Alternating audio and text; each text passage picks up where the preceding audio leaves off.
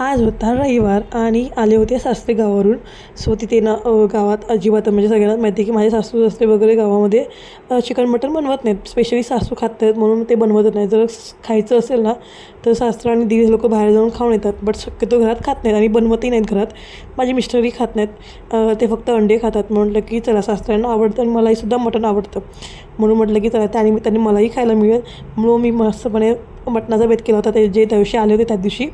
आणि ते मस्तपणे कोल्हापूर स्टाईल मटण मी बनवते प्रत्येक वेळी. जर कोणाला हवं असेल की कशी बनवते वगैरे व्हिडिओ टॅग करीन, मग तुम्ही बघू शकता पूर्ण म्हणजे एक्झॅक्ट कसं बनवलं मी तिथे प्रॉपर दाखवलेलं आहे.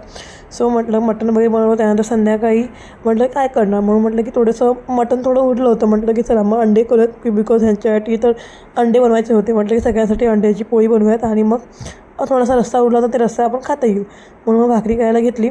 आणि हे काय म्हणजे बसतच नव्हतं. प्लेट सारखं म्हणजे ताट जी होती ना सारखी हे होत होती. थोडासा खाली ओलावा करावा लागेल म्हणून थोडंसं पाणी टाकलं आणि मग ते ओलं झालं तर मग ते व्यवस्थित बसलं. सो मग संध्याकाळी भाकरी वगैरे करून जेवण केलं आणि म्हटलं की ते आलेत मग आता त्यांना थोडंसं 4 दिवस अंडी मटण मच्छी द्यायचं म्हणून माझं ठरलं होतं. बिकॉज गावात खायलाच म्हणजे होतच नाही. घरात खायची परमिशन नाही आहे. सासू बनवत नाही अजिबात. त्या मटणाला हातच लावत नाहीत.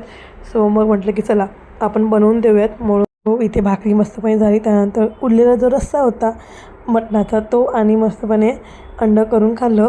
आणि त्यानंतर मग सासूने काय काय दिलं त्याची पण मला व्हिडिओ बनवलेली आहेत.